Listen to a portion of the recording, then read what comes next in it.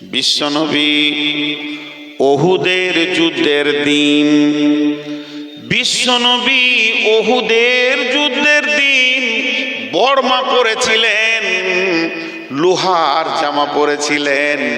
লোহার জামা যেগুলো হয় দেখবেন হাজারদুয়ারিতে আছে, ওই লোহার জামা পরেছিলেন। গোটা শরীরটা তার ভারী হয়ে গেছিল। মাথায় একটা হেলমেট নিয়েছিলেন লোহার, এর জন্য রসুলের ওজনটা অনেক বেশি হয়ে গেছিল।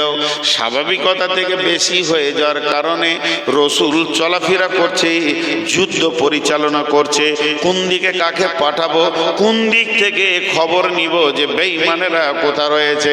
নানা রকম নবীজি চিন্তা করছেন।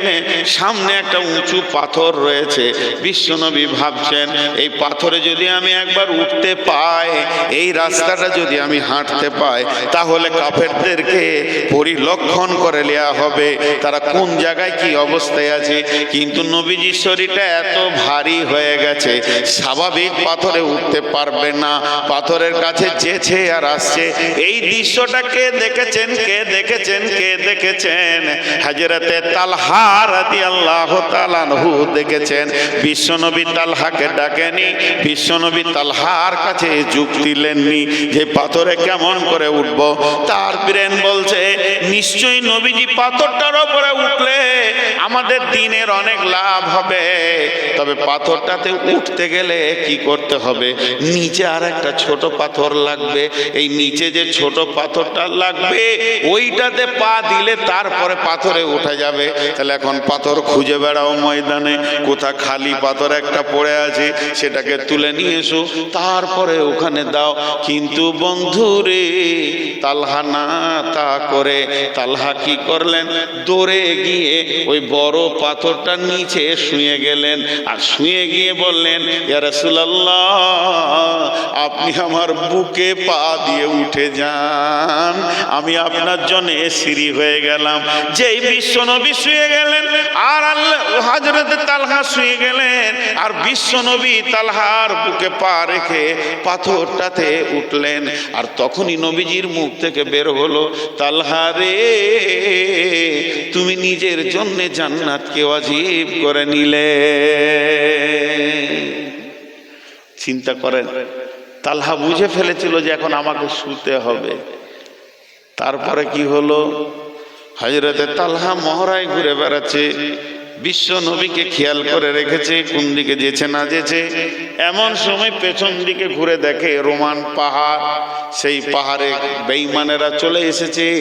বড় বড় তীর আর বর্ষাকে বিশ্ব নবীকে লক্ষ্য করে রেডি করে ফেলেছে। রসুলের দিকে খেয়াল করতে পারেনি। হযরতে তালহা রসুলকে এইভাবে ধরে নিয়ে পেছন দিকে একটা গর্তের মধ্যে ভরে দিলেন। আর গর্তের মধ্যে ভরে দিয়ে সামনে দাঁড়িয়ে গেলেন আর বললেন, ইয়া রাসূলুল্লাহ, আমি তালহা যতক্ষণ আছি আপনি গর্ত থেকে বের হবেন না।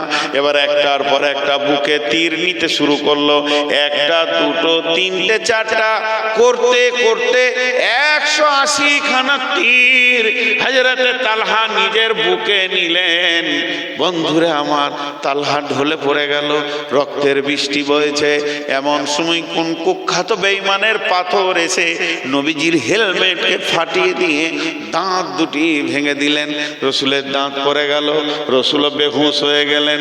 যখন রসুল বেহুশ হয়ে গেলেন, হযরতে আলী ঢালে করে পানি আনছেন, রসুলের মাথা দিয়ে দিয়ে হুঁশ ফিরাবেন। শুধু তাই নয়, এদিকে হযরতে ফাতিমা খেজুর গাছের পাতাকে গোঁড়া করছেন, গোঁড়া করে ক্ষত জায়গায় লাগানোর জন্য রেডি হয়ে গেছেন। চারিদিকে কাজ চলছে। মুনাফিকরা হই করে দিল, নবী নাই, নবী মুহাম্মদ মারা গেছে, পৃথিবী থেকে চলে গেছে, নবী আর নাই। এই বলে তারা ময়দান ছেড়ে দিল। হযরত আলী বাঘের কণ্ঠে এত জোর চিৎকার করলো, রে মদিনাবাসী, তোমরা কান করে শুনে নাও, নবী মুহাম্মদ সাল্লাল্লাহু আলাইহি সাল্লাম এখনো জীবিত আছি। ভাইরা আমার, তারা জানতো যে এখন কি লাগবে।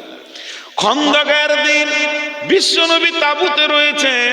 হযরতে সাদ বিন মাজ রাদিয়াল্লাহু তাআলা আনহু এতগুলি তলোয়ারকে একসঙ্গে বেঁধে নিয়েছে, রসুলের সিকিউরিটি হয়ে গেলেন।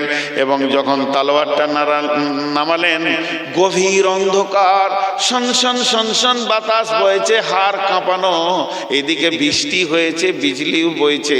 ওই অবস্থায় তার যখন তলোয়ারটা হযরতে সাদ বিন মুআয রাখলেন, ঝানাক করে শব্দ উঠল। বিশ্বনবী তাঁবুর বাইরে থেকে, সাইড থেকে বলছে, কে গো, সাদ নাকি? বলে, হ্যাঁ আমি সাদ, হাজির হয়ে গেছি। নবীজি বললেন, সাদ রে, অতগুলি তলোয়ারের শব্দ উঠলো, ওগুলো কি তলোয়ার? বলেছি হ্যাঁ। তখন সাদ বলছেন, ইয়া রাসূলুল্লাহ, আমার মতো লাখো সাদের থেকে একটা নবী মুহাম্মদের প্রাণের দাম অনেক বেশি।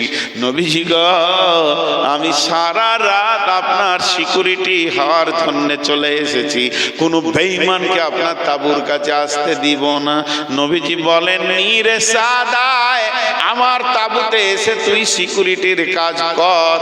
তাদের বিবেকের চেতনা ছিল, এখন আমার কাজের দরকার কি? কারো যদি বিবেক না খুলে, তাকে জালসা করে খোলানো যাবে না। মানুষ এক দুই করে উঠেন, ভাবছে এবার টাকা চাইবে তো কেটে পড়ি, চলে যান। কিন্তু টাকা আল্লাহর হাতে, আপনাকে ফাঁকা করতে একদিন লাগবে না। আখপিরা শাল দেখেছেন? আখের রস বার করা মেশিনটা দেখেছেন? এরা দেখেনি গো, নদী আল্লাহ। খেজুর গাছের রস বার করা মালটা দেখেছে? আজীব ব্যাপার। আখের রস বার করা মালটা দেখেননি? হ্যাঁ, ওর কয়টা চাকা? তিনটা একই সাইজের। কেন ছোট বড় আছে?